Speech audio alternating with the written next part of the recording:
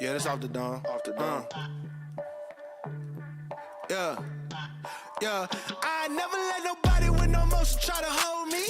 I'm an OG, and that's the old me. The way I'm sitting nowadays, the money stay 9 ways. I'm sipping on a latte, why they all call me bougie. I don't want no prayers from no haters, probably waiting on my downfall. Mad that we made it in my wins on time. Why you trying to delay it? And they say it's authentic, but they wins look plated. They fake though, and I need all my cheese, queso, provolone, and get all of my dogs out the trap like Home Alone. And Creed said I'm locked in, I really got no options. Standing on business, I need mines off the top then. Let them go ahead and count us all out. We just running up the numbers, watch us hit another level. Hey, can't hold me back. Put the city on the map, boy, how you love that? Boy, they thought that I was playing, but I hit another level. About to hit another level, had to hit another level. Hey, hit another level. Finna hit another level, gotta hit another level. Hit another level. About to hit another level, had to hit another level. Hey, hit another level. Finna hit another level. Hey, hit another level. Hit another half meal, mixing bass and treble. Locking up the game like a Rico when it's federal. Locked on my target, it's a rap if I aim at you. You rather me pray with you. Hood, please pay attention like hood. Focus on your mission like you should. If you had some vision, then you could, but you don't, so you won't. And you chasing that life, that's out and let's go racing, folks. And it's a very even start from the entire field.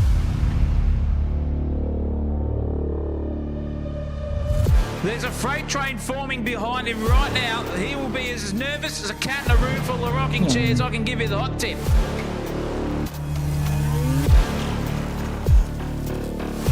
Sideways as a bishop on a chessboard. That was incredible car control.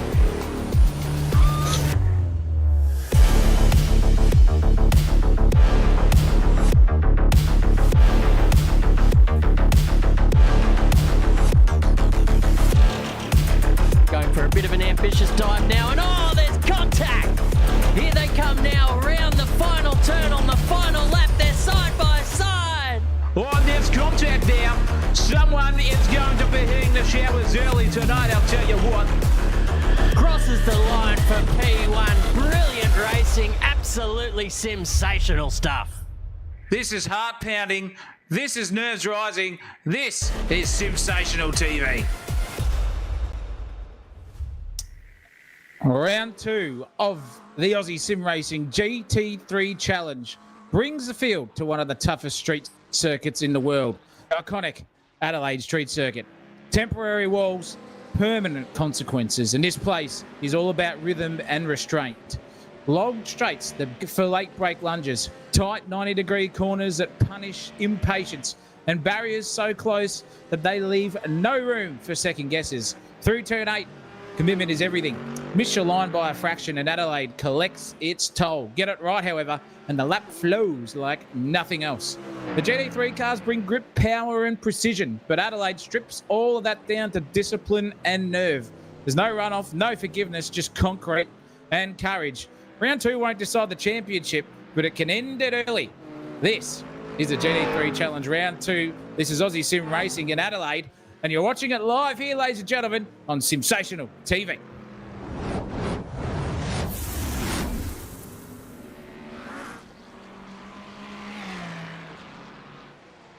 Oh, yes, indeedy. Concrete connoisseurs and curb clipping catastrophists. Steady the nerves, mind the mirrors, because tonight we're threading the needle one more time. Welcome to Sensational TV. I'm your host tonight, Chris Munro, and we're live for round 2 of the Aussie Sim Racing GT3 Championship from the world-famous Adelaide Street Circuit. A place where the walls whisper sweet nothings and the runoff is measured in regret. Every single mistake is instantly promoted to the highlight reel. These GT3 thoroughbreds will be tiptoeing past curbs like they're made of eggshells, then lunging for gaps that exist mostly in theory.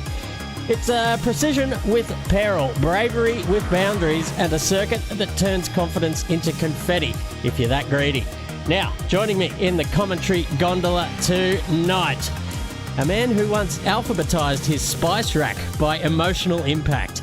and insists that paprika is too loud for the weeknights. Zach O'Reilly joining me in the commentary gondola tonight. Street circuit tonight, Zacko. Concrete everywhere. How many cars do we think are going to finish this one? Well, it's a question of who is going to finish rather than how many, I think, is the big grand old question. Who's going to get that checkered flag first? It's good to be with you here in the commentary box tonight, George Fungus, and I'm looking forward to being here with you for the thing. This is going to be a rip snort of a round. Round 2. It's a little bit easier, this track, than the last one we were at on Tuesday night. It's Adelaide, ladies and gentlemen. It's 3.21 kilometres of hardcore concrete walls and tarmac action. 38 degrees out there. Goodness gracious me on the track. 22 degrees ambient. No rain in sight. 3 kilometres an hour of window in any direction that wants to come. And with the racing format tonight, it's your 20-minute quali session. And then it is a 60-minute feature race. Who's in it to win it? We're only going to find out. And I'll tell you what, it's looking pretty spicy up the top there. Look at that. That man, the familiar number, Dan Smith, is up there, Chris Owen, showing those Mustang boyos that their Corvette's a little bit quicker this time. Yeah, that's what we thought when we travelled away from that Nürburgring tourist trap, that we'd come to something a little bit tighter, and this rear-engine car might just come into its own. So it certainly has tonight. But I'll tell you what, this man's been pretty quick as well. 2 purple sectors. He's about to go to the top of the timing tree here with a 1:18.7. Nowhere near the top of the timing tree. He's absolutely given up the ghost in that last sector. So he'll be up there because he was certainly quick in practice as well. But I'll tell you what, let's have a quick peep at the driver standings as they stand from last week. Ryan Ferber did get the win last time, so he's up there in front of Dan Smith. Garth Duffy up there in 3rd position, then followed by Dave Oliver, Kobe Marshall, Jeffrey Price, Martin Hallen and Matthew Munro would have been further up had he not travelled down the pit lane twice. David Chambers and Bradley Cairns round out your top 10. Yeah, it's going to be interesting to see what the boys in the latter half can do with Tim Weston in 11th, Cole Douglas in 12th, Ice Rogers in 13th place with Orton Clark. Ike's Justice not throwing the gavel down is that man in 17th place. I'll give you the hot tip. He's more like burning it and retiring at this stage. Archie White in there in 18th. Sorella 19th, and Moneybags Payrack, a disappointing event for him. We see him up there in one of the VB logos this season. What will he be? And we'll find out. But it's qualifying, Chris O, and that means we've got a plenty of action coming our way, and that is Payrack there on the screen in the 4X gold. That'll make Chris's just heart full. Tears come to his eye with happiness, and he'll be smiling like a Cheshire cat at the moment with that thing going around. It's the Milton Mango, world famous brew up here in Queensland, and for those that haven't, it's like an angel pissing on your tonsils. I'm sure there'll be a few beer snobs coming at me in the chat. Tell you what, you can go and stick your ales up your ass, though I do enjoy those as well. But crafties, exactly, well. Yeah, you can take them, mate. I'll take them all. Anything that's fermented, brewed, whatever you want, chuck it down my throat. I'll have plenty of it. He's stuck in a little bit of traffic here. Ferrari just getting in the way there, so that's going to take him off the boil there. Speaking who's on the boil, Ryan Ferber. Look at this man. He's on top of the championship and he's on top of the timing tree already here in qualifying. Whoa, just having a bit of an issue there. Goodness me. So that'll finish his lap for now, but he's still 2/10 up on Dan the Man. Yeah, Chamber of Secrets there too. He's on a purple middle sector as well.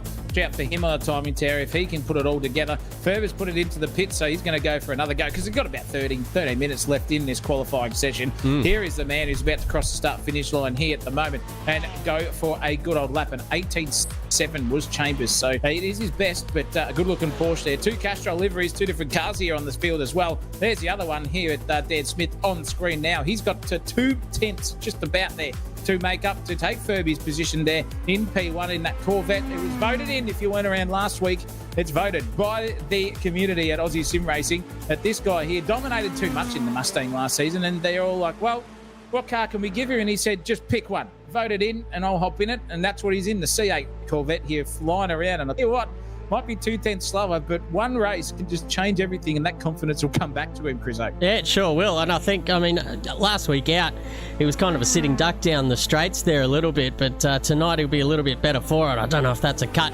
It's very tight, the track limits down there in turns 1 and 2.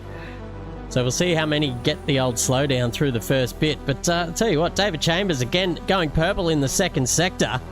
So we'll see how he fares out. He's gone pretty quick indeed in that Porsche, coming down to the final couple of turns here on the circuit. Really hard to get that brake and pulled up here in the final turn, because you're absolutely flying around this circuit in a GT3 car. It's amazing how much grip and downforce these things have, and how much you've got to really drive it on the ragged edge. Goes across the line now for non-improvement, so he just couldn't get that one there. Dan Smith's been black flagged in the qualifying zone, so he goes back to the pits and has another go.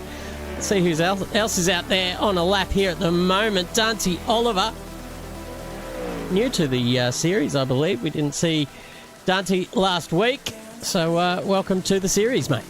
Yeah, welcome, and in a Mustang as well. So we've got 1, 2, 3, 4, 5, 6, 7, 8, 9, 10 on the field here. And that's just unbelievable how many we have here. I can't believe it. It's just an OP car apparently in iRacing, and the crowd follows. You give them something elite and they'll get it. That's what we're seeing here, but nonetheless doing a great job. Duffman goes up into third place with an 18.3, and then Weber also went up into fifth place too, did Son of Mark.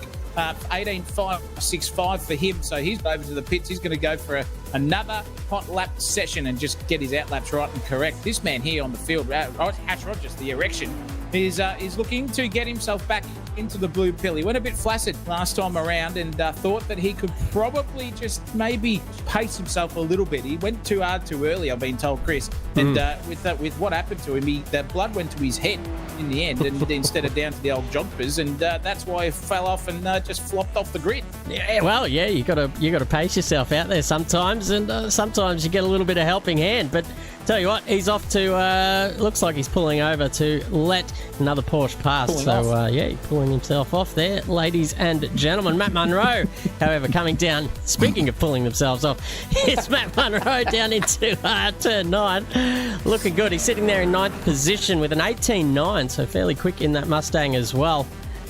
Doing a pretty good job of it. Coming around the final turn, we're going to get a look at how he's going here.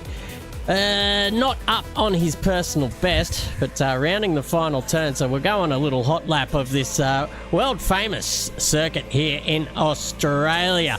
You're going to be braking well after the 100 mark here. Chuck it into third. Just try and miss that inside. Jeez, he's just missed it by an absolute centimetre there. And it's flat to the floor all the way up to that orange thing on the left there. Duck it down into first gear. Feed it out the other side because there's grip aplenty. Down back into first. Duck it in. Use a bit of that curb if you like. These cars eat it for breakfast. And again into into first, and then smash it through. Try and jump that curb here again. Now it's time to get a good exit, and it looks like Matt Munro has done that. Mount that curb on the exit and fling yourself down the back straight where you come up towards the infamous turn 8. And I'll tell you what, in these cars, it's absolutely flat stick. No lifting here required. Just send it in and you'll be absolutely fine. Braking just in front of the 150 board, down to first this time. Matt missing the apex just slightly there, but it's not going to hurt him too much because, again, you can just feed the throttle in and out the other side through 10 and 11 now. 11's a little bit spicy because you get too wide, and that Armco on the outside there looks very inviting, and we'll take a few victims tonight. Don't you worry about it. Now it's flat all the way around to the pit lane for Matt, so he's not going to go through the final turn. He's had enough there, pulling it in for some new boots and fuel to go again. Giving us the bird was that man, and this guy's giving us all the lubrication. At the moment, his Chamber of Secrets here. He's just about to file out of that hairy pit exit. That's going to be very, very treacherous in the racing. Don't you worry about that session coming our way after this qualifying. Ends here with 8 minutes to go and change. Oh, massive accident in the background. Just a pile up there. That was a huge incident. Just one car into the fence and then no time at the background to see that. That's not what you would have in qualifying. Just teleport that one to the pits and keep going. But it is good here for a new man on the circuit as well. Did not say this guy. I'm going to attempt his last name there, Christopher, in last name. I'm going to say it's Kazwini. Yep. And I think that's how we pronounce it. Don't give me any stick for it out there in YouTube land, but he's in the Acura, or the Honda NSX as we like to call it over here, and it's a lonely one out there. Yeah, absolutely. Good on him for having a crack in that thing. Seldom used around the iRacing world, but it's a great looking car. And Honda NSX. Get rid of the Acura. It's an American game, ladies and gentlemen. That is a Honda every day of the week. Here's another last name for you, Zachary. Well, that's Savadiris, I reckon. Savdaritis. Savdaritis, yeah. Sauvignon Blanc for tonight. Savblock. Yeah, I'll give you that one. That's a good one. And he's got no sponsors. He doesn't need anything. Another billionaire on the circuit. So he's just going to go and take that thing, park it back in the trailer after tonight's event with no damage on it, no worries. And if he can keep this pace up here and make himself into those 19s, he's going to be in a very, very tight field between 16th and 10th. There's only 0.5 of a second separating those boys, really, in the grand scheme of things. So he just has to get 2 or 3 corners right here in this session and maybe find his way a little bit extra over the curbs at centre chicane here into turns 1 and 2. Maybe not get a track cut, something like that. But this man, welcome to the series, and we'll see what he does here. He just nicks the inside barrier there and comes out the other side. Pretty conservative, mind you, but these new tracks here at iRacing with Adelaide just showing us that the curbs are a little bit more softer than they would be in real life, I reckon, Chris O. Yeah, well, these cars seem to eat them up, but you can't be too risky as well going through that first couple of turns, because they are fairly stiffly sprung as well. So if you take too much of it, you can tend to bounce up and down, and then you find yourself in a big old snap oversteer situation. So that's what you want to try and avoid. This guy's on a bit of a lap here, ladies and gentlemen. He's gone purple in the second sector. Let's see how he plays here. The Porsche's got out of the way of him as well, so he's coming through at a rate of knots. Only 1/10 to make up here on Ryan Ferber to take that pole position. And I'll tell you what, it'll be a pretty important pole to take, because you want to be leading into turn 1 and 2 here at Adelaide. Goes across the line. Is it an improvement? It is, but he's missed out by 0.004 of a second. Absolute bee's whisker there. That was cracking lap from him, and he's got the track cut there in the end for his lap here. So this one will be invalid. When you see that yellow flag go up, and he's hit the inside curve, that's what it is. But so close at the top. Literally 0.004 of a second between these two. Seymour, in the meantime, also bumped his way up into third with an 18.3, the topless bikini. Nice. And he is up there in the pace department, splitting Di Duff and himself between Dan Smith by 0.49 of a second. So it's good to see that man out there. This is another one we haven't seen. This would be Mr. Irwin himself. Don't know his first name, Chris. Is it Phil, Peter, Paul? Stingray. Stingray. All right, well, let's keep it at that. Now, Stevie. Let's call him Steve Irwin. And he goes for it here with 121. Yeah, it is Peter. I thought it was. But he's coming through now. Another debutant here, and he'll be going around. And he's not too far off. A regular there, Chriso, in 23rd position is Vincent Coelho. Welcome back to the British Barnstormer himself here on screen, and the JPS car. That thing was on song at Zandvoort last season. Boy, oh boy, did that guy come to his grips here. But the Australian circuit's probably not where he's used to it the most, and there'd been a fresh track to these iRacing set up here. He's probably just doing a bit of installation, learning laps as he goes around his old Vince. Yeah, you can see just on the exit there of 11. Got a little bit more of the track to play with. But it's all a learning curve in these cars, in this track too. Very new to the platform as well. So I guess not as experienced around here as as maybe what's that track in Brazil. I'm sure he's got plenty of experience around there, the old Coelho machine. But Adelaide, everyone's a little bit green. This is the first time they've raced here in the Aussie Sim Racing GT3 Championship. So who's going to take the coveted what is it, the Virgin Crown of tonight? Well, we'll find out, because here at the moment it looks like it's Ferber, Smith battle, and now Seymour. Wacko, first guy into the 17s, ladies and gentlemen. A 17.942. That is 2/10 quicker than everyone else there within the last 2.5 minutes of this session. He's pulled it in. He's had enough. He's going to say, chase that one, boyos. And now it's playback to Ferber, to Smith, to Duffman, as well as son of Mark there too, who's also put it into the pits for an 18.5. But what we're going to see here is this man, Rido Horse, just going to get himself into it and go for it. Tweenie has gone into 11th place there as well with a 19.1. So he's on the march here in this Honda NSX as well. Smith goes over the line with another 17.9, but it's still not quick enough. Can he do another lap and not get a track cut at the end of it? We'll see. What is Ferber going to do here as he crosses the line at 19.2 for him, so not quick enough. He's got to put the accelerator pedal on here, afterburner style, and go for it. This is the last lap that he'll get to do it here, ladies and gentlemen, if he stuffs this one up. So it is pressure 3-point motors here. Look at the aggression there and the sideways action that he was cupping off first at the staircases there. Out the other side, there's a car off into the thing, and he's just got out of the way at the perfect time there. Now we'll just sort of give him a little bit of something to think about again, but noses it in. Out of turn 7 we go. Really, really using all the track limits here is this man, and he is prowling his way. Can he get there, Chris? Is it looking good on the sector times?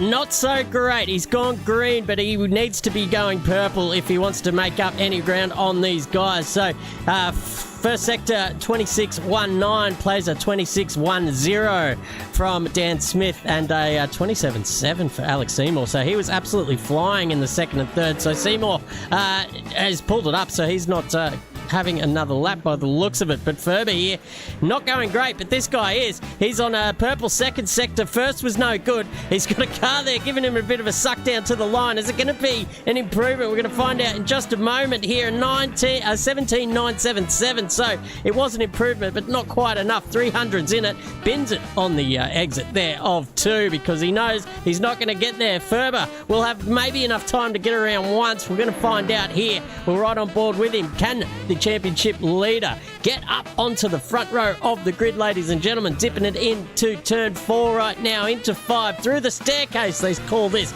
because it resembles a staircase. Very creative stuff there in the old track naming department, corner naming department. Through now turn 6, and it's just blasted down here. It's all about getting the exit, because the better your exit, the better your top speed, the better your time at the end of it. So through turn 8, flat chat, no lift here, none required, plenty of downforce, and the session is over, folks. Will he get around in time? Ferber has gone purple in the second. Zach O'Reilly is pushing it to the limit. He is. He's on the full Top Gun style here. Push it to the limit. Ooh. And he's got purple. This is going fantastically. Just gets it out. Look at the inches there were between himself and the barrier on the outside. Got 2 corners to run here. Can he get the job done? Up over the inside curb he goes. Breaks in. Puts it down to first gear, second gear, whichever one. Pulls it up there. Didn't go too wide, but he's gone the slow in, fast out method. Is it going to be enough here as he crosses the start-finish line to maybe take the chockies off Seymour? He goes across. No. 18.147. His best was a 1.39. Super consistent, but not enough there for Ferber to get himself any further up the grid. And I think that is it for the top 10. Smitho just went across the line and got 11th place there, as we saw. This is a couple of Porsches coming across the line there too. As we see the times go through there, ladies and gentlemen, the checker flag is out. And that would be it. Coelho's gone to 19th place with a 20.3 to set his personal best there. And I reckon that is about all she wrote. We can see more cars coming through here into the final dance. Will the server tick over at the point of not here for these boyos? We'll find out. But what a cracking lap from Seymour. 17.942 takes the chockies over the rest of them. Smitho will get second. Ferber, Duffy and Oliver. Surprising 5th for Oliver too, but it's a Mustang party inside that top 6. Yeah, it sure is. What do we got? 1, 2, 3, 4 of the top 6, all Mustangs. Then Porsche and another one. It's lots of Porsches out there as well, Zach. So a popular choice amongst the drivers tonight. Seymour, though, the man of the hour, claims first blood here tonight in round 2 of season 3 of the GT3 championships here at Aussie Sim Racing. But now we're finished qualifying, so we're going to take a quick break here in the box. We're going to charge our drinks and snacks, and we're going to be back in just a moment and set the grid. Motto is that safe drivers are lifesavers. If your organisation shares this belief and are planning to improve driver education in your community, SDT Simulator Driver Training has the solution. Many of our simulator users are also gaining a revenue stream by taking their simulators to events and schools for driver education programs. The system can also be set up to run motorsport simulation.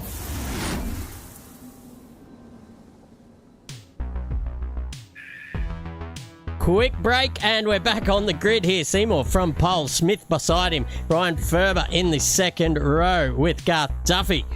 Then Oliver, Webber, Chambers and Munro off the 4th. Nathan and Parkinson, Smith and Al Kazwini.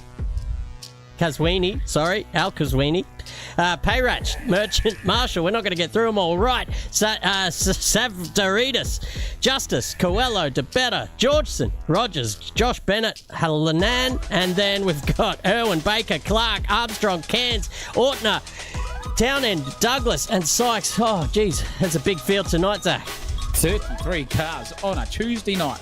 Where do you go? You come right here. You come to Aussie Sim Racing to go racing there, mate, on the track where you sit at home if you are not in your recliners there and get those condiments filled up, because it's 60 minutes of racing coming our way here. Sensational TV. Good to have everyone with us tonight. Shout out to Josh and Chris Kapoulis in the chat there. Bit of family loving on the stream here as well. So good to have them. But to all your viewers out there, strap yourselves in, because this one's going to be a belter. 0.004 of a second was the difference between P1 and 2, and we're still missing a P3 guy out there. That's a bit nerve-wracking. Yeah, Ryan Ferber yet to get into the server. He should be in there anyway, because it's just a kind of... what do you mean? It's just a carryover. But here he goes. He's in the...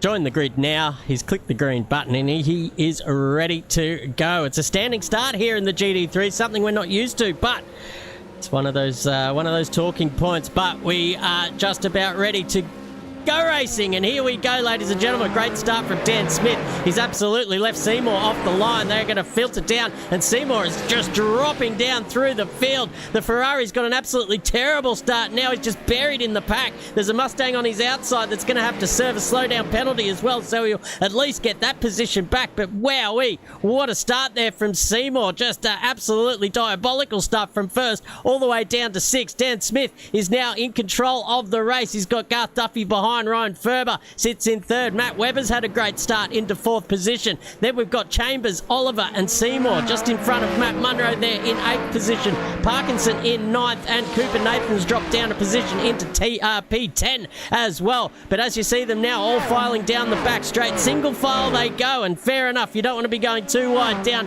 into turn 8 there as we go. Here's turn 9, the famous hairpin. Very hard to get it pulled up. Will we see any sends here on the first lap? It looks like they're all being pretty sensible. Oh, that Mustang of Oliver being very cautious, but almost ploughing into the back of Chambers there in front of him in the Porsche. And that's one lap almost through, ladies and gentlemen. Beautiful start from the field. Dan Smith leads Darth Guffey up into P2. I've done it again. And Ryan Ferber in P3, being hounded by Matt Webber here as well. And those first four have kind of got out to a little bit of a lead, but the battle's on here, Zach.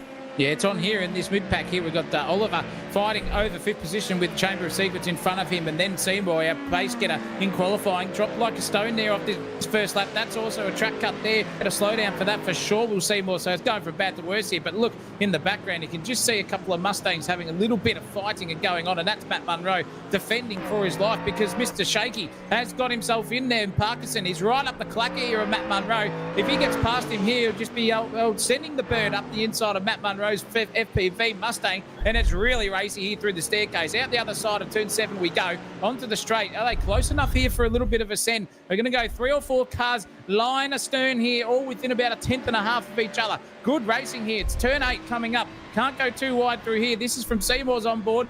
Now we're looking here at the back for himself and Munro as well. This is good. Look at the braking advantage there. That's nearly out braking manoeuvre there for Parkinson. But that BMW is so good under braking into turn 8. That was just an absolute dense gap he formed there between the two of them. But he's hurt himself on the exit. Here comes Cooper Nathan right on his clacker too. So a Porsche coming to alive here. Chambers is the leading one of the Porsche drivers. Then we've got the Mustang in front. Dan Smith in the Corvette in third. Webber in the Mustang. And then this battle pack here is just starting to sort of cork in the bottle situation here. We can nearly see about 6 or 7 cars here within 2/10 of each other, just forming a train. And here comes the Payrack Moneybags in the 4X gold livery. Mustang, he goes over it too. Now he's in front. He's got Smitho. Thinking about it, his agent Smith. Can he put it into the inside and get that apex done? No, he can't. No Matrix style here. On road with Matt Payrack, and he'll be right up there again. Yeah, that's great little battles forming all over the shop here. It looks like Parkinson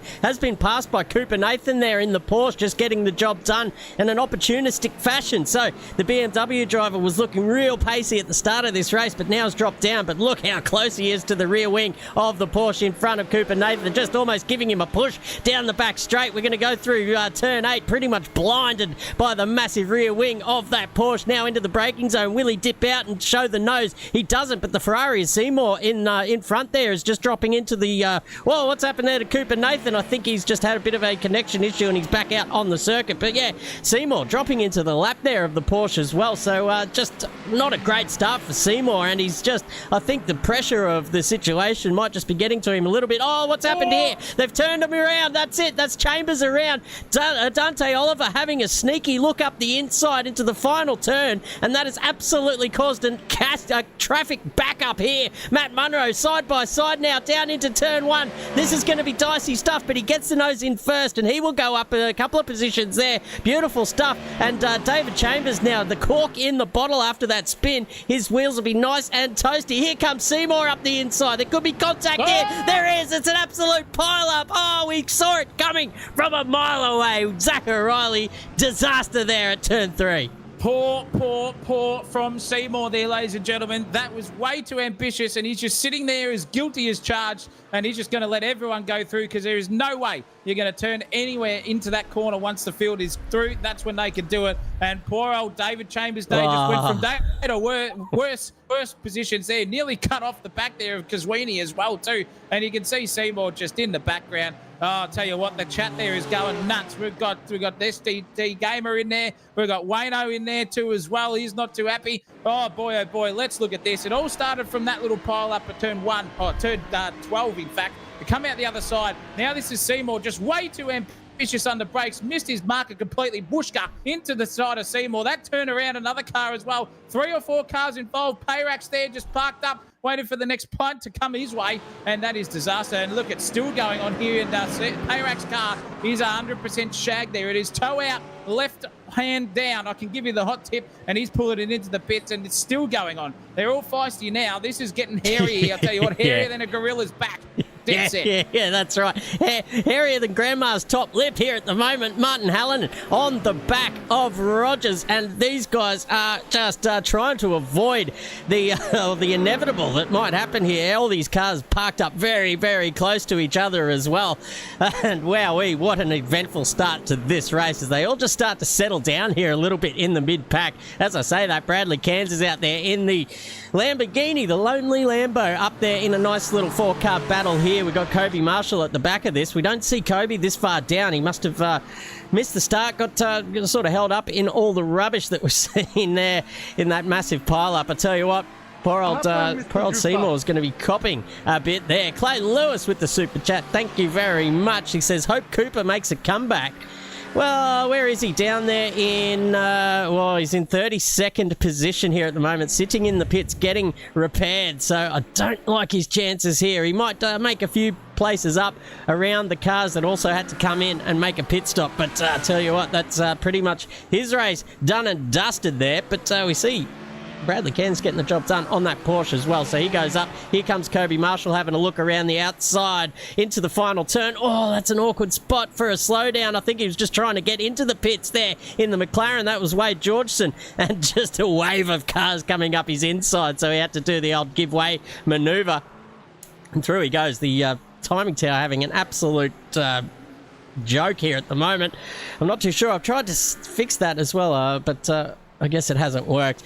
Let's go down the order here because it's Kobe Marshall again. He's got the Aston in front of him. Almost contact. We saw that lap ago.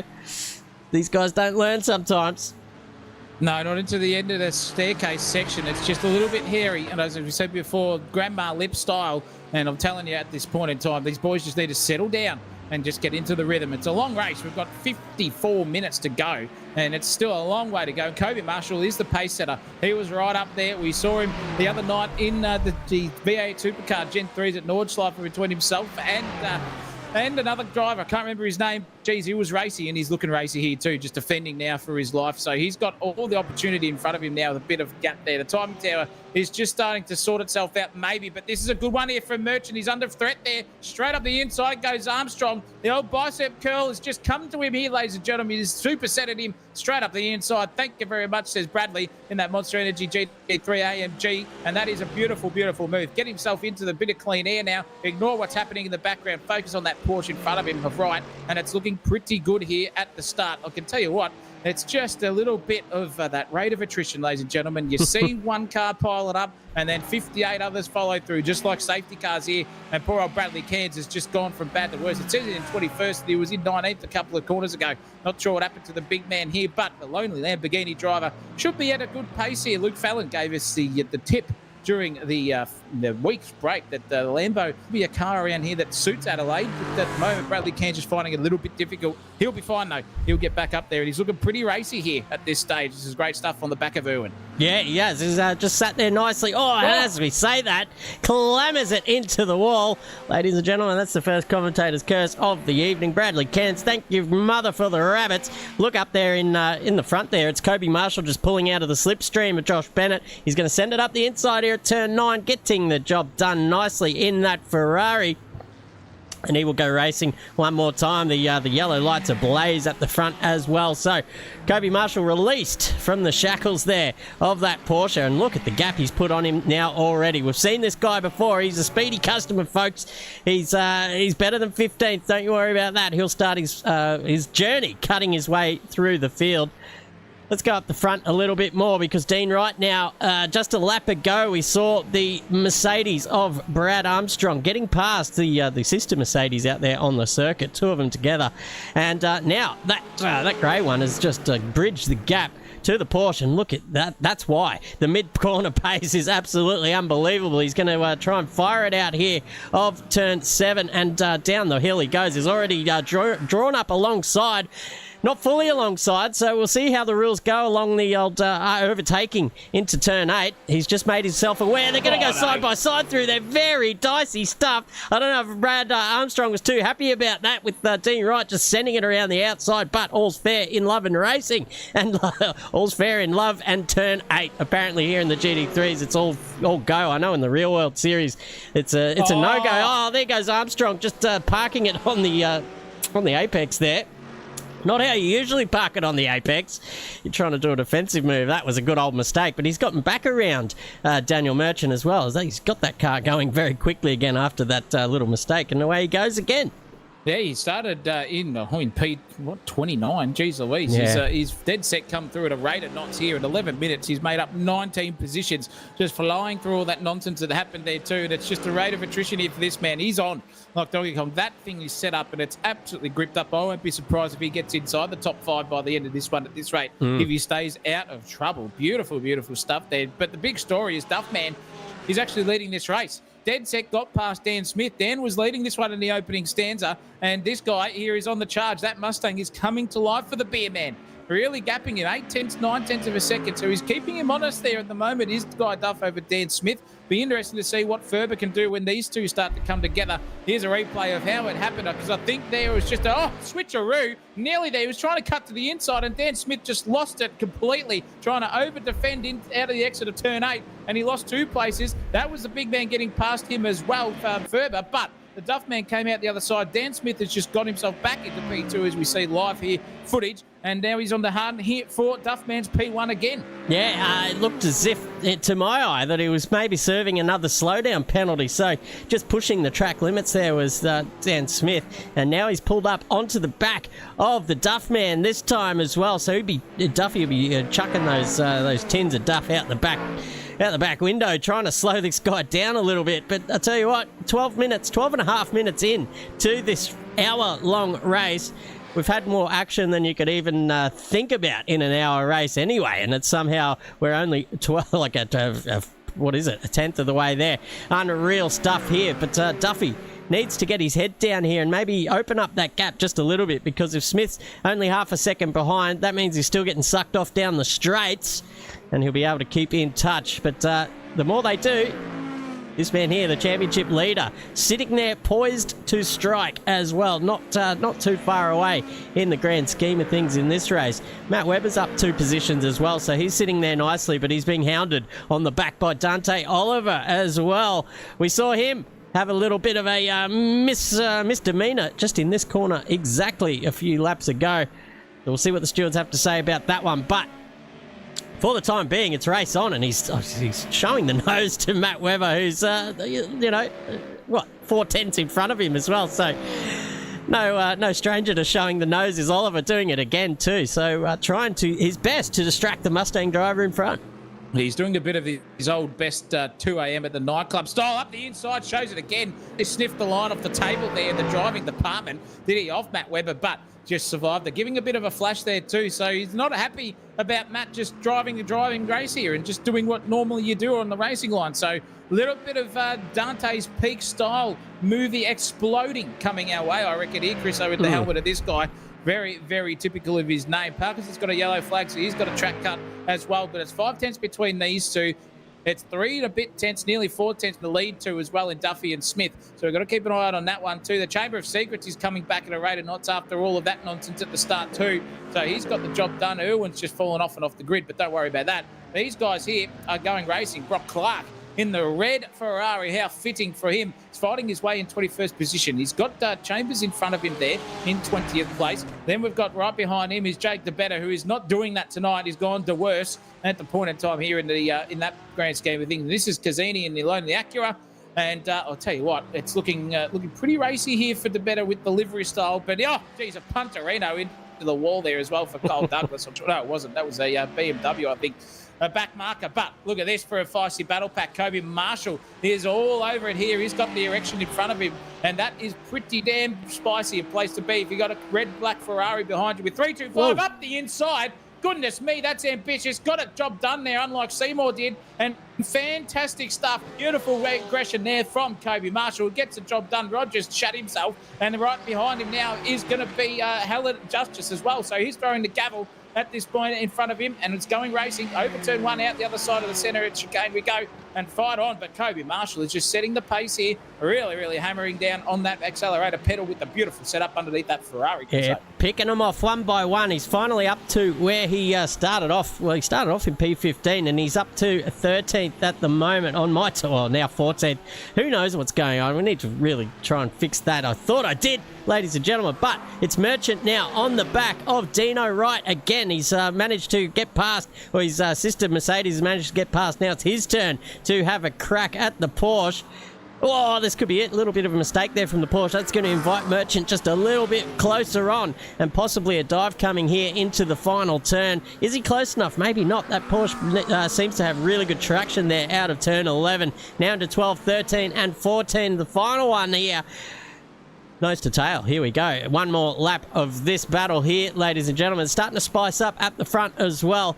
The top two separated by not much. Top three, indeed. Actually, they're all a few car lengths in front of each other. Matt Webber, though, under attack here from Olivia. Oh, no, we've seen it. That's twice now. 2 strikes for Oliver. I'll tell you what, the old olive tree has been absolutely cut down here in the moment, and the stewards will be doing their best to give him a little quali ban next week, I'm sure, for that kind of behaviour. Matt Webber absolutely spewing. The back of his Mustang is missing in action, and now he's going to have to limp it all the way back to the pits. This man drives on with a little bit of damage at the front, but let's go to the front, because Duffman and Dan Smith are just covered by a little bit of a gap there. Not too close, but not too far away either. And this man just sneaking closer every single lap.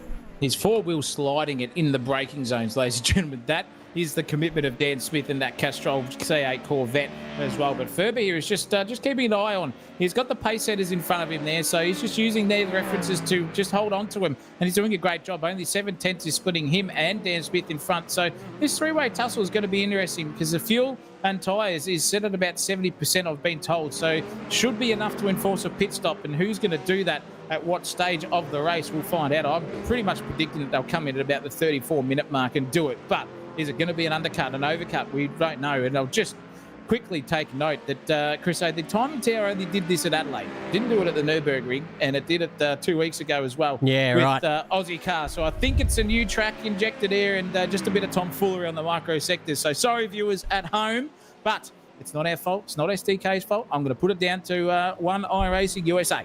Yeah, I think that could be the go, because, yeah, it did not do this in other tracks, and it's happened twice before at Adelaide. So Nice detective work there, Zacco. And look at this, Garth Duffy now under pressure here from the Corvette behind. Dan Smith going to maybe have a little move. He does, has a little look. Oh, my goodness, just pulls it up. There's a blue flagger in front, which would have spooked the hell out of Duffy as well, seeing the Corvette come sliding up the inside and him having really nowhere to go but one lane because that Porsche was taking up the other one. Somehow keeps it together, and Ferber's even closer now to clean up the scraps or anything that falls off the table. He'd be waiting like a dead set Labrador at dinner time here at the moment. But the top three now starting to lap their way through the field. Hold on to your fannies, boys, as anything could happen. Well, it's going to take big balls here to get the most grip out of him, and it's looking pretty dicey because here's the blue flag terrain of death coming the way for the Duff man. Oh, yeah. He's going to just skip past one BMW. Thank goodness for that error. Is he going to get out of the way? The rest of them we'll find out very shortly. But Dan Smith is now trying to fight his way through. In fact, he's copped the slowdown himself. He's just going to let Ferber go. And straight into P2 he goes. Oh, there's a Mustang around again. And that is merely a disaster. That is the massive, massive risk-taking manoeuvre there from all of them. That is a wingless Mustang that we saw before trying to skip his way back through the field. But let's have a look what happened here, because there they are. The Mustang is just sitting there with no wing trying to circulate his way around turn 8 at 100 mile an hour. There goes Ferber up the inside. And there is that Mustang up the inside. Nearly, oh, look at that. So close there from Dan Smith. A dead set shit the bed moment there. That'll be a dry cleaning bill straight to the sponsors after that one for the race suit. Probably coming to that Mustangs team at the way of bills. But the better here is back on track and he's racing hard. Now he's got Clark in front of him too, so it's 2 tenths between these guys, and that is nearly a Punterino in the arse end as well for that car. DeBetter's nearly into the rear end of DeBetter. Goes DeBetter, sorry, into the back of Brock Clark. But I'll tell you what, it's a little bit of a oversend there on the final turn of the staircase. Into turn 8 we go. Clarko's got a bit of breathing space now between himself and the man DeBetter behind him. Timing Tower's still going nuts, don't you worry about that. It's all on racing here at the moment. I'm telling you now, it's looking very, very fruity here with Coelho. He's just dead set trying to race around here with a guy who is 58,000 seconds quicker than him per lap in Kobe Marshall, who is charging his way through the field. He's done it all race here, all 20 and a half minutes. He's fought, and he's on the edge here of a top 10 is Kobe. The orange lights, yellow lights are on that Ferrari, and it's looking very, very racy. Into the staircase. Look at the pace he's just got. He's got advantage over advantage. Yellow's just a sitting duck here coming out of turn 7, I reckon. And maybe Marshall will just bide his time, not take a risky move into any of these tight right-handers, left-handers, you name it, and just fire it out with the rate of attrition coming his way and maybe get Coelho before the end of this lap. Yeah, third race distance now. And as we've seen, the Porsches are really good out of slow turns. They've got that extra weight over the rear wheels with that engine being so far back on the chassis. So it's going to take some strategic... oh, no, don't worry about that. Just lick the stamp and send it. Here goes Marshall up the inside of turn 9. He wasn't close enough, but made it close enough. Through he goes. Coelho saw him coming, left just enough room for a Ferrari to fit through there on the inside. And away he goes. But really smart driving there from Coelho. Really, he saw it coming. He knew it was coming, and he probably knows that his fight's not with Marshall there as well. Almost centre punching the back of that Ferrari for a little bit of payback, but he goes on about his race, and so does this man. And now he's got Jacob Smith in the bright yellow Mustang there to deal with. You see him clattering across the curbing there through turns 1 and 2. Here comes Marshall. He's going to have another go up here at turn 4. It's probably not wise. He's going to have to sit behind this guy now through the rest of the staircase, and I assume the move will be coming at turn 9 as he did last lap. Yeah, he's looking pretty strong through this section. He's just got that thing dialed in on the front end. The slip angle on the rear is very good too. Just slow in, fast out, that method that he did. And that is beautiful. Look at that. See you later, alligator. That is just full-on past-the-shooter driver there of Agent Smith V2. And Kobe Marshall will get 9th place. That's the place he's wanted to be in the whole race. And now he has got a good 3 seconds up the road of clean air in front of him. That guy, Dan Merchant, in front. So how far can this man get? He's got to get himself into the top 5 by prediction by the end of this one. Get your predictions in the chat for a top 5, ladies and gentlemen, because if you do correct get the top 3 correct, it's an on-stream challenge for you boys. Line astern in order for the podium. You will get yourselves a sensational TV shirt in the mail. Lick the stamp, send it, give us a DM if you are a winner, but you have to put it in the chat there and predict it, and we'll see if you're right. Yeah, you got to predict it before the end of the race too. Yes. That's probably End of the That's a race. good thing to yeah, can't do it in the last lap. Got to actually be done in the next 30 seconds. Otherwise, we cannot accept that with the half or third of the race gone already. him But 25, I reckon. yeah, 25. That's the cutoff. Get it in, ladies and gentlemen. Top 5 prediction, and you get a free sensational T-shirt, some STV merch coming at ya. Fresh off the press. Let's go down here to 28th position with Hallinan on the back of Sykes. A couple of the new drivers now to Aussie Sim Racing, and in the BMW and Mustang. Fighting it out down here for the scraps. I suppose I'm not too sure if these guys were caught up in the business of those first couple of laps pile up. Martin Hallinan down 4 positions on his qualifying, and Sykes is up 6. So promotion for Sykes, demotion for Hallinan, and they're battling it out nice and steadily down here at the back. Tell you what, the mover and shaker tonight, folks. It's this guy here. Oh, no, it wasn't. It was the timing tower doing funny things. Bradley Armstrong here, 21 positions up. 28th he started in. Amazing that he's been able to cut through the field in this tight circuit. It's hard to overtake around here. You sort of get one opportunity, M&M style, down there into turn 9. We've seen it done a few times. So everyone else, it's kind of just follow through, wait for a mistake, see where you go. But the send down into turn 9 has been a pretty popular move. It has, and he's got it done very, very well. Now we'll go on here with Cooper Nathan, who was also up the pointy end and dead set as a mare, and he's gone for a move up the inside there and just barged his way past Kazwini and says, I'll take that position. Nothing to see there. He's just going to let him go back through, however, just for a little second of overlap, I reckon, into turn 2. In fact, he lets him go the whole way through. So that's a good little bit of driving and etiquette there for Cooper Nathan, but probably a bit too kind for my liking. He's going to get past Kazini here because he's got to do it quick, smart. There is a Porsche coming up. He's looking left. He's looking right. He can't get the job done, but he's well, truly off the pace from where he should be. This man has just put it in the pits as Coelho, so he's the first man to blink.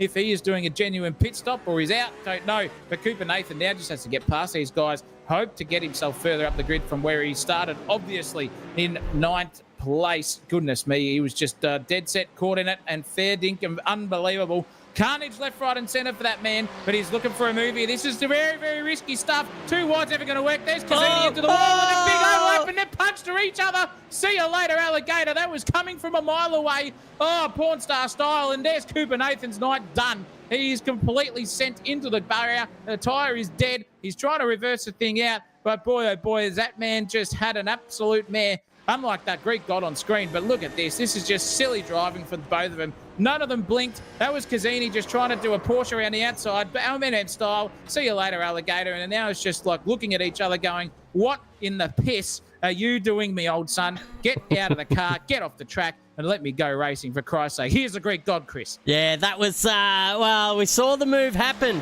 before for the top of the tree.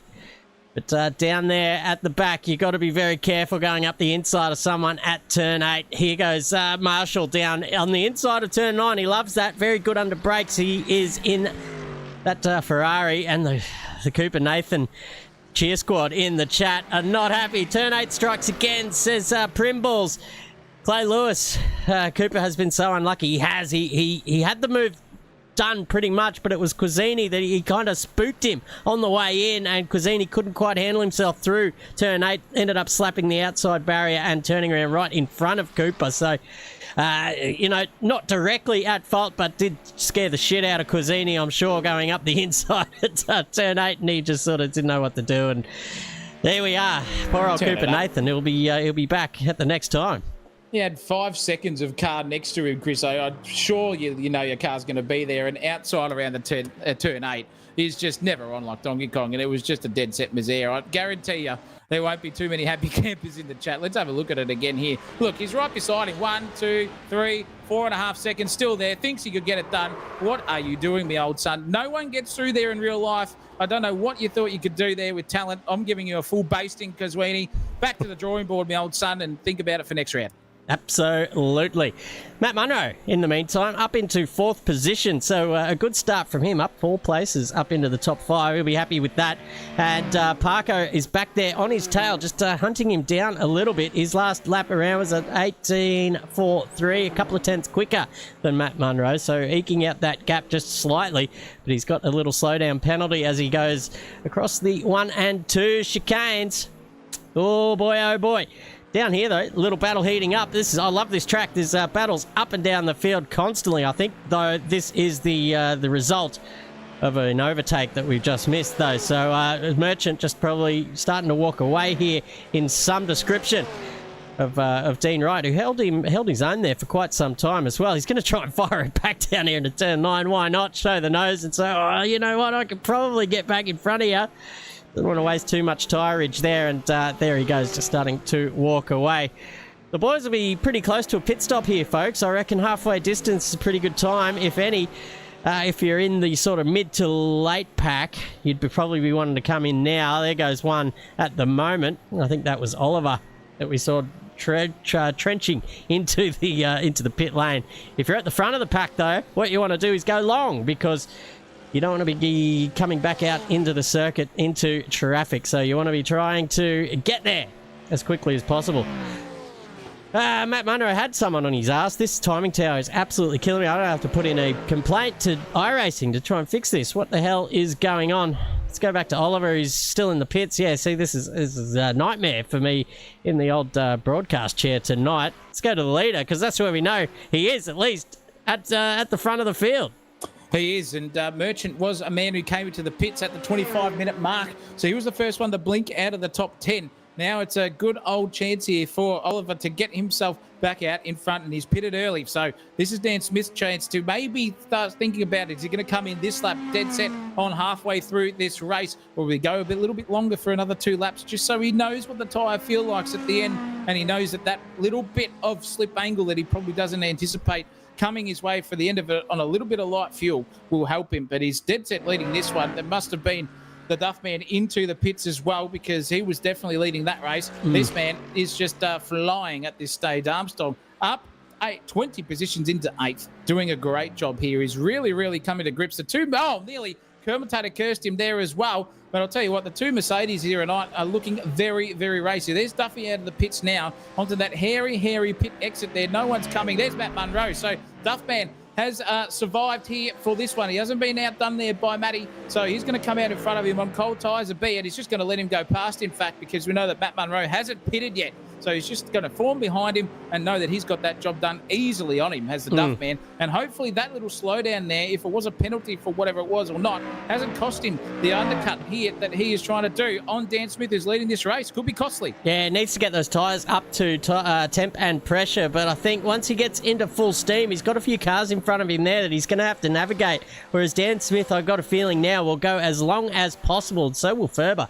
And Matt Munro is probably well instead to go as far as he can here at the moment on those set of tyres, probably coming around the 45-minute mark if I was those guys, or even push it later out to the 50-minute mark if that's even possible on the fuel rate, which is 70% for this race. So you might be able to get, 3/4 of the way through. What's that, 45 minutes? Push it all the way, son, if you're out the front, because, I think Duffy's up against the wall here with a bit of traffic in front of him that might be maybe up to half a second a lap slower. So he's going to be eating out his end race time, really, if he sticks around. Yeah. But you can see those cars in front of him now just starting to get closer and closer.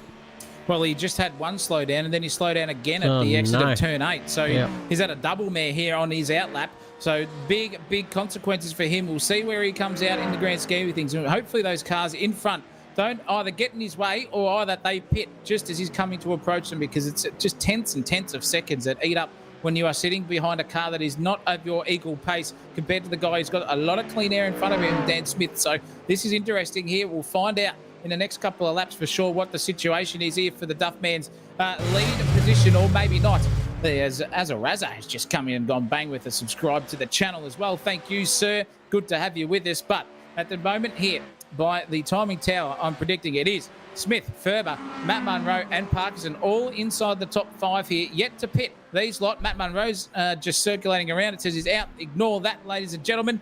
They're going forward here. This is going to be exciting because Dan Smith is just coming onto the back end of a blue flagger now, who's just going to stick it to the left-hand side of the circuit and let him go. That's how you do blue flaggers, all you beginners out there. Get yourself right out of the way of the guys coming through. Let them go and just be a gentlemanly agreement on the track and just get right out of the way. Simple. Yeah, that's the way. I think Duffy's in big trouble here. He's down in 20, is that right? 24th position for the Duffman. And it says he's had his pit stop, but look at all the cars in front of him that have made that pit stop. So, big trouble, I think, for the Duffman. You've got Oliver who's already made a stop. Parkinson that says that he's made a stop. Let's see where he is on the circuit. He's just pulled in now. So this will be a nice little, I guess, yardstick to see where he comes out and where the hell Garth Duffy is in comparison to him. It's hard to trust this timing tower right now as well because it's all up in the air, but he's coming out in still 4th position. So says the tower. I think Duffman's had a Kamagutsa somewhere and is legit down in 24th. Goodness me, big complications if that's the case. For this man, had a great opportunity to maybe take his inaugural win in this season for sure, but hasn't worked out for him at this stage. We'll find out in the next couple of laps to see exactly where he is once those guys pit. But this is a replay of possibly what happened. No, he's in the pits here at the moment. They jumped to the pits, it said, not went to the pits. So possibly had a bit of a gutser there. Maybe run out of fuel. I'm not too sure. I'm looking for something that gives me an idea about what happened to the Duffman. Can't see anything. We need some data. Yeah. We need some. Give us something, SDK, for crying out loud. Goodness gracious me. But this man here still going away. He's got something to prove here for us. Can it be a comeback of this season here tonight and get himself into a top 10? We'll find out. But it's really, really racy at the moment. He's got that lap traffic in front of him who's not pitting. As I said a lap ago, they're not out of the way. And they know that that guy right there is genuinely in spot. So there'll be no blue flags for these guys just getting shown up on the screen. So they're obligated to race him and see. Let's have a look here on the replay. No, that's Jacob Smith. That's not him. No. Oh, no. We just can't find out what happened to the beer man. But yeah, it's just unfortunate. SDK doing SDK things. Yeah, it's really thrown cat amongst the pigeons here tonight. So, Duffman, I've got no idea what happened to you, but he's down there, I think, legitimately in 24th position. You can see Oliver now has served his pit stop, so it says, and he's up there in 4th position, 34 seconds off Matt Munro in front. So, he'll be in line for a win here, depending on where these guys come out in front of him. I think it's around about 30 to 40 seconds to service your pit stop. I don't think the guys in front will be taking tyres. It looks like Dan's now come into the pits. No, it's just the... Man, this tower is absolute... I'm asking for a refund here. This is dead set diabolical up here in the box. But let's go down here. Sav Doritas is legitimately on the back of Brock Clark again. Oh, there's a car around Aston Martin. Steve got stung by the old, Watskis. Is it too soon for that, or is it? Wait, it's been many years. So he's got the old barb there and turned himself into the wall. Unfortunately for old Steve Irwin's love child Pete, but that's okay. He'll race on. No damage done to the car, thankfully for him either. So very, very fortunate in that boost Aston Martin. A nice little livery there too with the chrome blue going on the screen. I like that. But still, it's a bit of a disaster here for one Garth Duffy, or Darth Guffy, as Christopher Monroe likes to call him.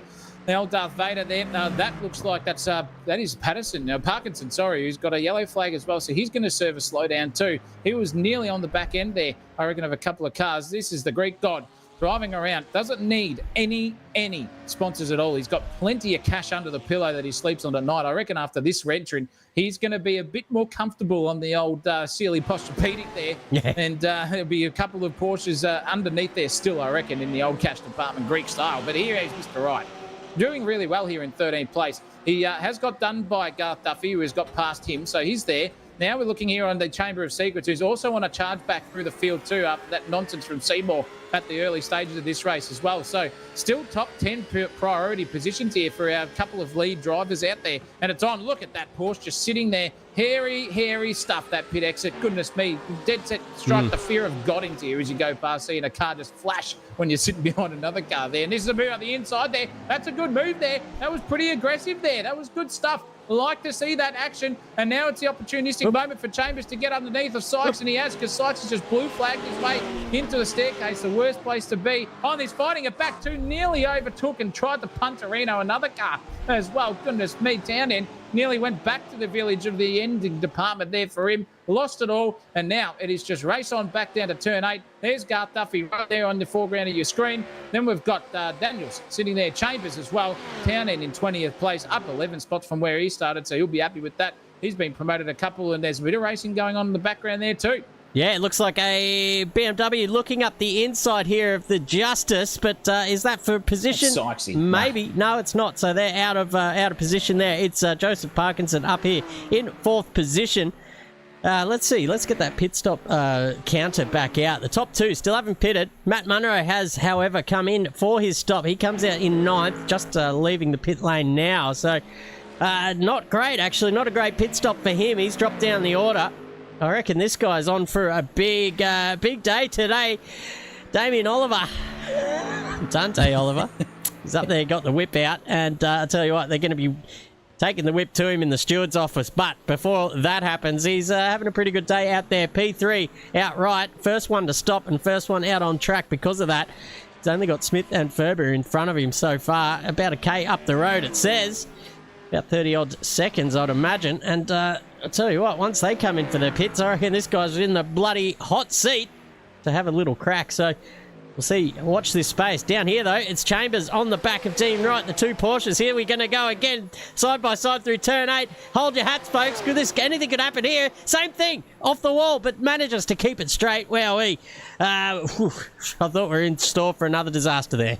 Yeah, that was hairy stuff again. Very, very ambitious. But he came out the other end. That Porsche has got grip. That was Chambers who did that move around the outside, mind you. I'm pretty sure early on in the race. There's a car. That's Matt Munro involved too. Oh, no. That is huge impact there for Matt Munro. He's reversing down the track. He's trying to J-turn it and slaps into the barrier in the meantime. That's going to be damage repair straight down to the pits. He's just punched that thing in the arse. Oh, geez, that's some Saturday night action there for Matt Munro on a Tuesday. But goodness gracious me, let's see what happened to him. He's come out of the hairpin. He's a little bit slow here. In fact, it looks like he's just struggling here already. He's just trying to find his way back through out of this side, and he's going to absolutely loop it himself. So I reckon there's been something nefarious there for Munro already. But he's trying to loop it and straight into Garth Duff. Oh, my goodness me. That is a worst possible position for Duff and for Munro. Disaster to 2 cars now. Very, very unfortunate on their own accords, and Duff man's just having an absolute nightmare. Goodness me. Yeah, just cold tyres straight out of the pit lane. He's on his outlap. And ladies and gentlemen, you on the cold tyres, you really got to be tiptoeing around until they come up to temp and pressure. So you could see him just, I think he had a big old slide into turn 9, and those tyres were starting to just be a little bit spongy. And then it was out of turn 11 where he just looped it around, and that was it. Poor rejoin and all. Took out the Duff man, whose night goes from bad to worse. And both of those guys out of contention tonight. Hitting the showers early, as the great man would say.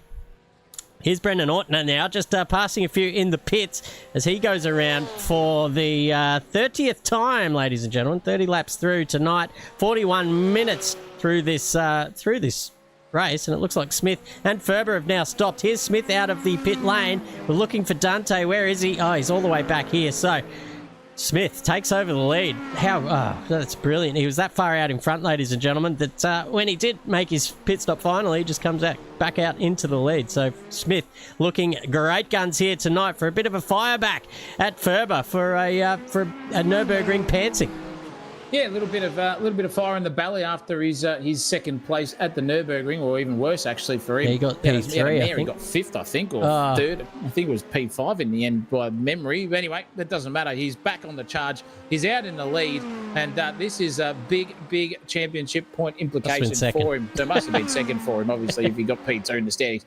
But he has now got the chockies, and it's still going to be at this rate with the live standings. I would say that there's going to be Ferber still in front, with Dan Smith only one position behind him. So it'll be even Stevens coming into round 3 at this rate of knots, that barring an absolute disaster. I've got to make a note here that Armstrong and the other man, Dan Merchant, have both in those Mercedes-Benz cars. And look at Oliver now just getting slammed in the rear end by Parkinson. That is very, very close there. Mustang versus BMW coming our way, battle style here. But it looks like Dante is just a little bit slower at the end of turn 9. And he just gets the gallop down and puts the power down. See you later. But it looks very, very racy from Parkinson. He's on the same pit stop strategy of the rest of them. So now it's just racing even Stevens there. He's definitely a blue flag BMW in front of Mitch Sykes there. He's well and truly in the way. Is he going to get out of the way? Gets the old flasherino, does Dante, and so does the man behind him, Parkinson. Can he get the brakes on? He does into turn 1 finally. Thank goodness for that. Oh, big slap there of the tyre barrier there. For Oliver, his night's going to go from bad to worse. I'm telling you, if that thing doesn't repair, it does, thankfully. But that could have been disastrous. He could have punted that thing at 400 mile an hour and just sent it straight into Parkinson. That would have been a huge impact. Luckily, the gods of iRacing are on his side in the physics department. Boy, oh boy, that was very, very hairy. Yeah, a little yellow flag for Parkinson there. So that's a telltale sign he might have to serve a little slowdown. And as you can see, the gap is stretching out to about a second now. Back here, though, it's Chambers on the back of Rogers, and that blue pill hasn't kicked in for old Rogers at the moment, but maybe just starting to die off, to be fair. He's up 13 positions into 9th, so the night coming to an end here for Rash Rogers. He's hasn't quite come first, but he's he's hit the finish line, so to speak. Here comes Chambers now up the inside. He's going to maybe try and have a go into turn 1. There's dangerous stuff. He's almost on the back of him here, but just wants to follow him through. Maybe try and sort himself out up into turn 3 and 4, but he's just jumped that curb a little bit too liberally and gets the yellow flag and a slowdown penalty. So that withers that little challenge away, at least for now. So we'll keep one eye on that, because those guys are pretty close. Now, Dante is still being hounded by Parkinson. This time gets through with another slowdown penalty. So Parkinson pushing it to the limit. He seems to be able to get up behind him and then throws it all away in turn 1 and 2. You can see him taking that slowdown now, and the gap stretching out to almost 2 seconds in the blink of an eye. In the blink of an eye. I think that's a song somewhere. It's lyrics somewhere, I reckon. Surely someone's got that in there. Maybe a love song from the 50s. I don't know. But doesn't matter. The love is on the track here. And if you are loving what you're seeing, ladies and gentlemen, out there in YouTube land and wherever you are in social media land, for the God of love, please give the video a like. Subscribe to the channel if you haven't already. And click that notification bell button there as well to know when we are on. And if you want to see every race, you're going to get an absolute treat here. Fox Sports has got nothing on us. We've got racing nearly every single day of the week coming your way here in 2026. Very, very nice to have. But look at Chambers here now on the fight back, on the comeback. He's the only one who's kept out of incidents and tomfoolery here, I reckon, from that first lap misdemeanor, second lap misdemeanor, and he's just doing it patiently. This is how you do it. You don't need to take risky moves here with 15 minutes left to go in the race. You already know you've got yourself inside that top 10 and on the footage of it. So let's just go for it. Rogers is doing a great job, however, driving very, very nicely indeed is the direction. The vinegar stroke is coming to him, Chris. He's just been edged here. And at any point here, it's going to come out, and he's probably going to get the wet handkerchief out, bite it for a couple of extra seconds, because here comes Chambers. He's waving his wand Wingardium Leviosa style. He's gone for the move here, sent it up the inside here of turn 9. Easy as you like. Thank you, mother, for the rabbits, he says, and I'll take that position. Beautiful stuff from David Chambers, and nearly overshot it on the entrance there to check up big corner. Luckily, though, survives out the other side. Rogers knows his place in the track, and Chambers, beautiful stuff. After all of that, dead set nearly last. He's fought his way back to 9th, only 2 positions from where he started this race. Cracking stuff, nearly DODT a nomination there for me. Almost, yeah. I'd say, up 23 positions, Ortner, but he hasn't pitted yet. Brad Armstrong up 22 and possibly more, but he's got actually a massive gap there up to Kobe Marshall.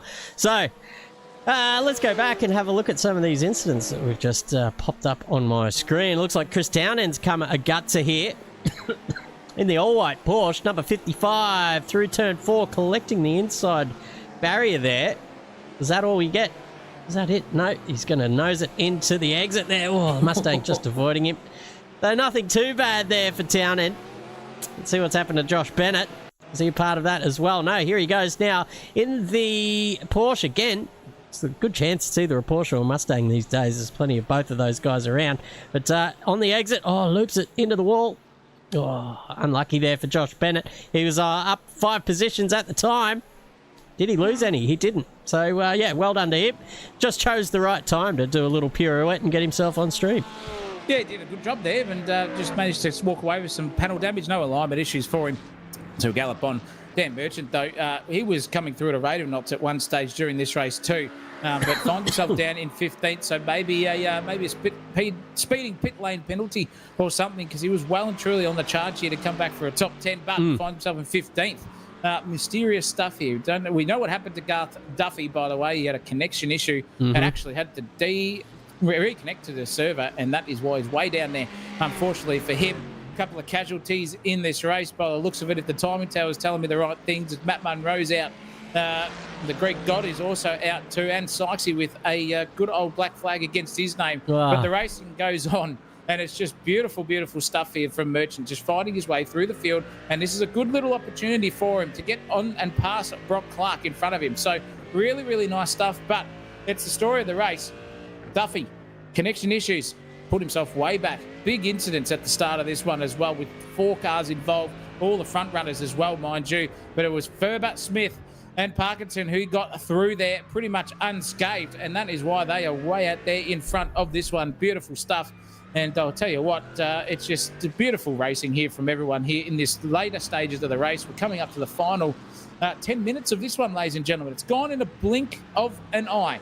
I don't know where it's gone, but this band's been putting on a performance here too, as Dean Wright. He's driven very, very well as well, Chris, and Justice is just trying to serve some law-abiding papers to the man in front of him to steal that 11th place. He's sent the subpoena out and waiting for a reply. Oh, almost just forcing the issue there as well. Centre punching the back of his sister make car model there as well, but that's checked him up on the exit, and it's given Dean Wright a little bit of breathing room. Let's see how they go through here. Very nicely done. Both of those guys navigating that first chicane.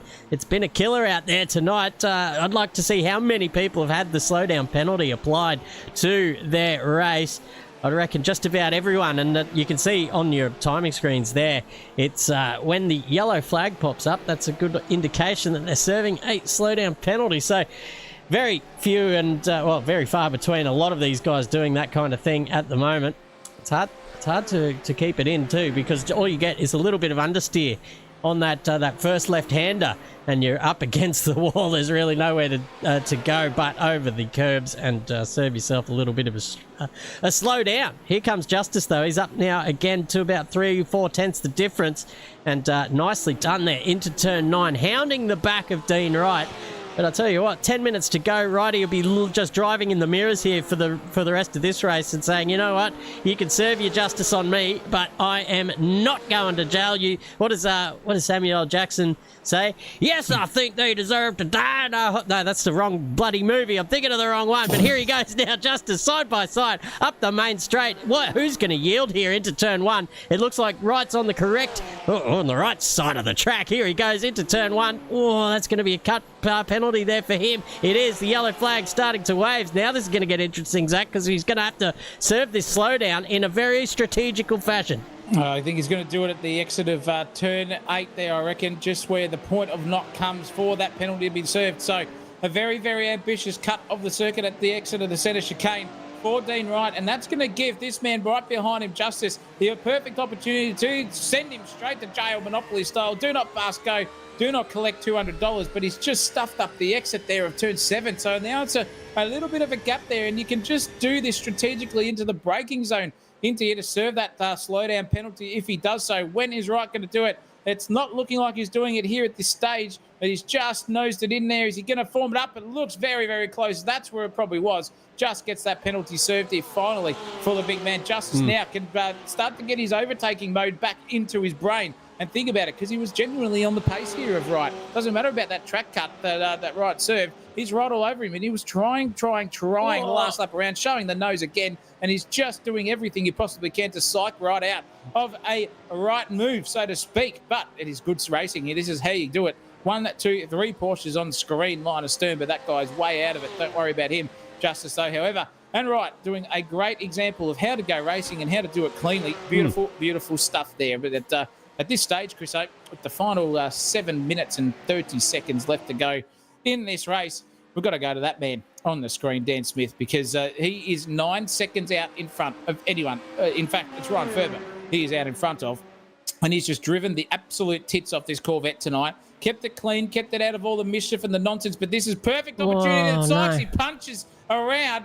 Goodness gracious me, in the fair dinkum department, no spatial awareness there from I don't know who, but one of them definitely had nothing. You can see it just brewing here. Sykes is just going around very, very slowly, just trundling around Sunday drive style with steering damage, and he just doesn't even look in his mirrors. He just turns in, assumes the racing line, and got overtaken by one, and there's Dan Smith too, whooshka into the back end. Just got spooked by one car going sideways, and didn't see this man, but finally, luckily, he had a 9-second gap, because that was plenty of insurance. That could have been disaster if it was seconds. Yeah, that's right. Always worth having a look in your relative, folks, if you're near the back of the pack, because you never know when the leaders are going to be coming through. Surely saw him there on that relative, and just kept the wide berth around that part of the track. But anyway, we'll go back to this battle here, because Justice just keeps getting closer and closer. Oh, here we go. Whoa. Big moment there from Dean Wright. He's going to have to serve another cut penalty here in a strategic fashion, but all 4 wheels off the ground with that Porsche. He was lining up for a bloody low Earth orbit attempt there in that Porsche. That was dead set, balls to the wall sort of stuff. But now he goes through the staircase, and it's actually a pretty cheeky way to serve your penalty, is you just get off the throttle and coast in to each of the entries to those turns, and make sure you nail your exit, because there's really not much the car can do behind you, because they can't go through you. Yeah, so away they go, and I think he served that penalty and got it out of the way really nicely there as well. So a little strategic stuff happening here. Justice seeing what's going on, and can sense a little overtake opportunity here. If you're close enough, maybe a little dip into turn 14 might be the go for him here, because over the last couple of laps, he's seen Wright just hang it wide on that racing line. And maybe, just maybe, if he shows the nose and commits to the move early, he can get it done here. But this time, just not close enough. So you really got to be right up under that rear wing. This time, they're going to go through as, again, nose to tail, human centipede style. Yeah, get yourselves in the movie department if you haven't seen that one. It'll set you up for a couple of weeks of nightmares, I reckon, if you don't like horrors. But nonetheless, Justice has a little bit of insurance to get the car behind him anyway, and he can just focus on Dan right in front of him going for it. So a little bit of examples of how to go racing, and that is one Oliver coming through at a rate of knots, flashing the lights on these guys for a blue flag. That's how far out it is from third all the way to 10th here in 11th place. So now it's going to be first man to blink will be Justice. He'll have to get out of the way, and then at the perfect time, I would say here, for Justice on right, is going to be overtaken. And that man there, Parkinson, is also closing in. No wonder Oliver is just flashing the lights here, full Predator style at a park. He's just really, really wanting to get past these guys, because that man Parkinson will not blink at any opportunity. He's center style. He sees a gap.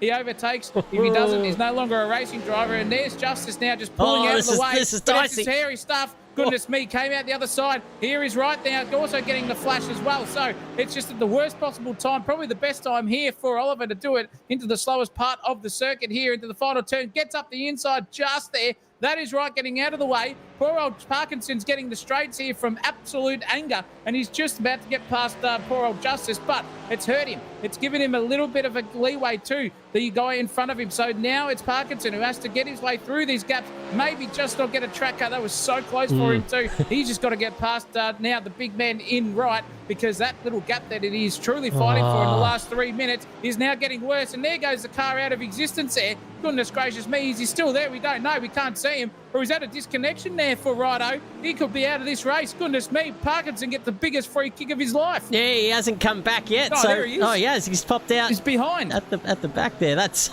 some wild connection stuff there, iRacing. But no tears, because all these cars have managed to stay in the correct, in the correct fashion. No damage, no spilt milk here yet. But I tell you what, the gap here between these two guys has certainly compressed through all that traffic.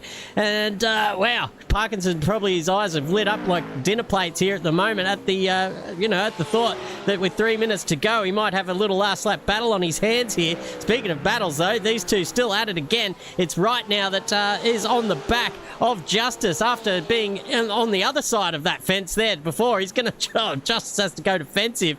And there's another of the Porsches chimed in as well. It's a three-way Porsche battle here for position. Are they going to go three wide? It's Ortner looking for a way through, just weaving his way down the straight. Justice has a slight overlap into turn one. This is going to be very dicey stuff. That's going to be a track cut for Dean Wright. Now it's Justice's turn to sling it up the inside here at turn three. Here comes Ortner having a look. Jesus Christ. Bumping door to door there. Here comes Ortner up through. Now they're going to go almost three wide. That's two again. But Dean on the inside just holding strong here at the moment. But Justice gets past. Serves that Justice penalty. And here comes Ortner just freight training his way through. Poor old Deanie Wright's dropped 2 positions in about 4 corners.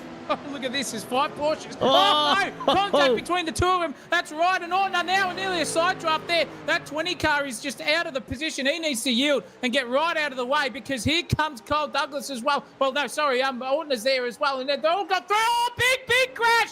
That is it. See you later, alligator. Ortner's gone. That is huge implications. Justice has just absolutely sunk to the high heavens. The criminals have been see you later, alligator behind him. And look what happened here. Don't tell me Garth Duff's involved in this too. Oh, there it is. Smacko. See you later. There's Kyle Douglas is out. See you, Gonskis. Poor old bastard. Just a written off Porsche in that one.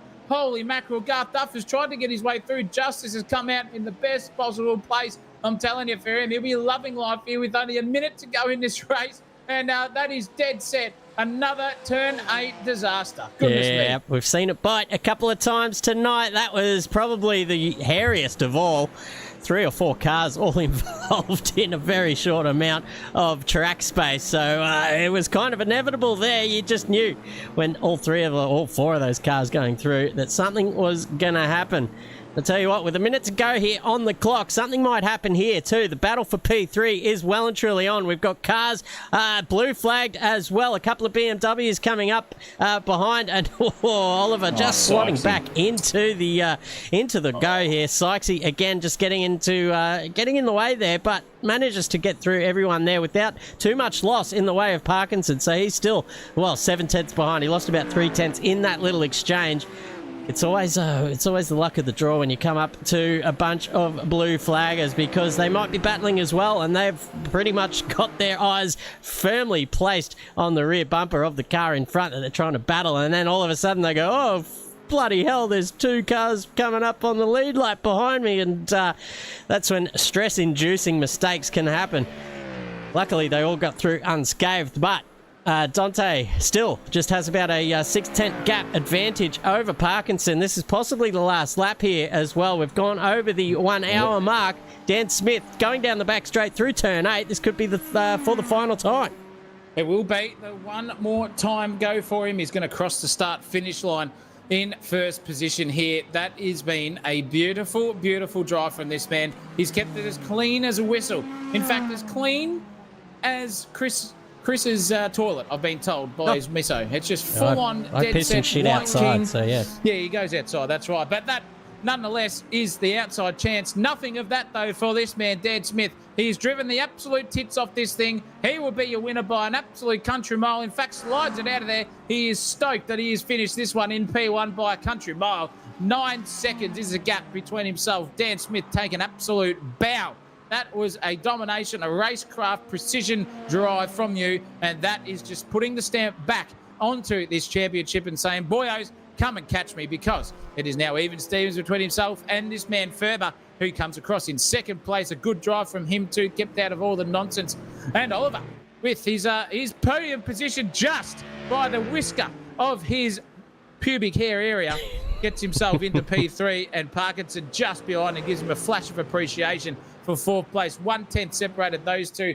And the rest of them, well, Timing Tower is telling me different things, Chriso, but I think here it's going to be Kobe Marshall who gets fifth. Yeah, wow, great drive from Kobe, up from 15th, up into 5th place. Brad Armstrong up 22 as well. He will finish, in P6 there in the Mercedes. Great drive from him from the very back. Jacob Smith in 7th position has finished the race. David Chambers as well. In 8th. Then we got Rogers and Brennan Ortner rounding out your top 10, folks. Then we got the Justice Man in 11th place. We got Daniel Merchant in 12th. Dean Wright, that we saw get absolutely wiped out there towards the end, in 13th. Peter Irwin on the better side of the Stingray this time in 14th position. Brock Clark in 15th.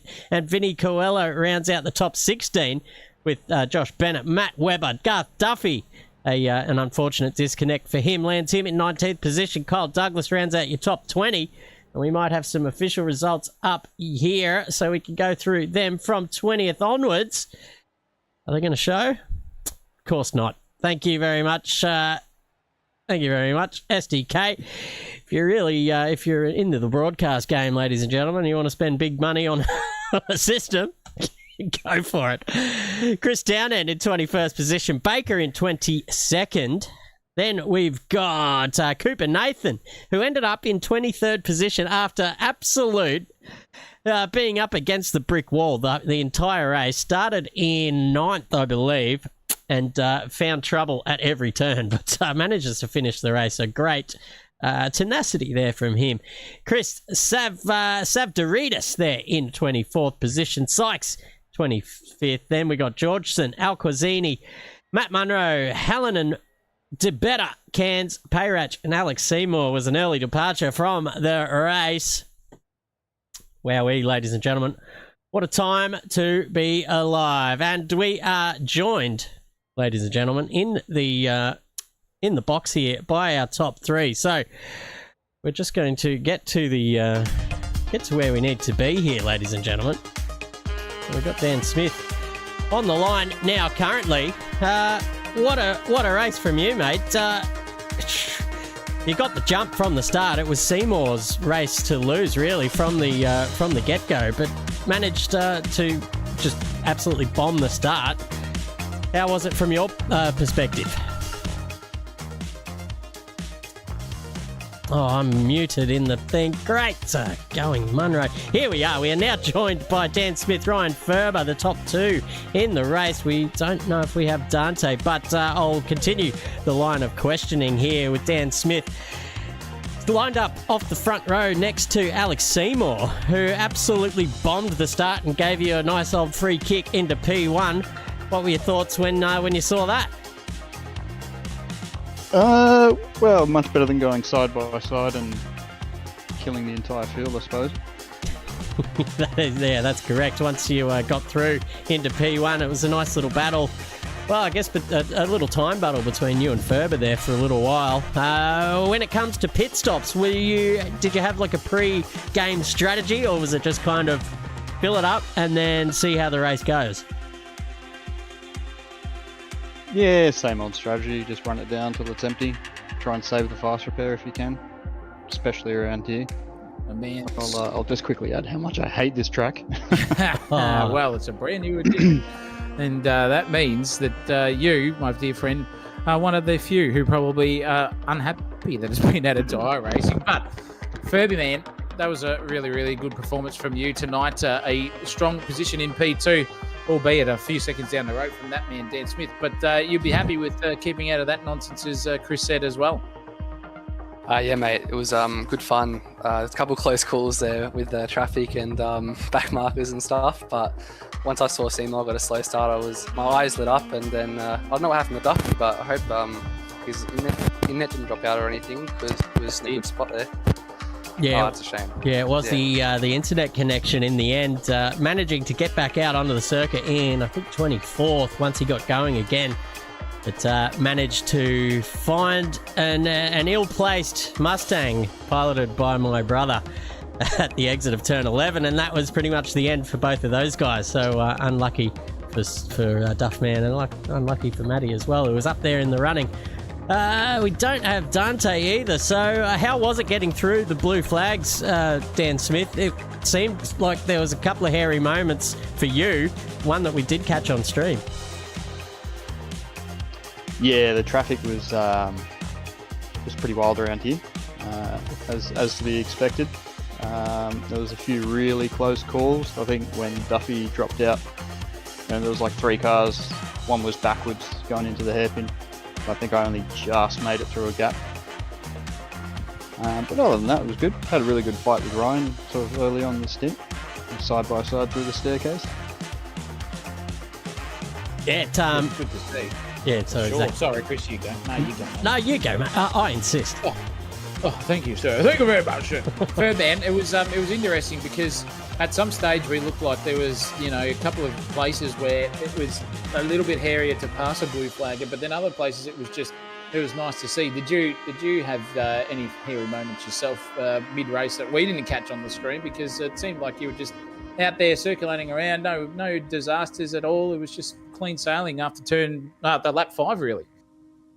Yeah, I'm pretty sure at the start of the staircase there was a Porsche in the wall, and I just managed to miss him on the left-hander, so that was a bit of a close one. But otherwise, the spinning down the straight, that was pretty scary to avoid. So I think both me and Dan were lucky to get through that in one piece. Yeah, that was huge. Yeah, that was. The blue flag is hitting the wall. I think it was Matt Webber in the Mustang after himself being binned earlier on in the race, trying to get back to the pits with no rear wing on. And I think, turn 8 just doing its best there. But we did ride on board with Dan Smith in the replay.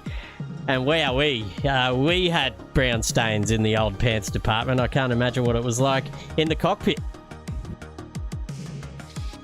Yeah, that one was. Oh, sorry, I just fully cut you off. Oh, you yours, go, mate. mate. You go, mate. Oh well, yeah, it was a close one, that's for sure. It was very close. So managed to go to the inside, going into turn 9 or whatever, and got through in one piece, and the smoke was all over the track. So there was limited visibility, that's for sure.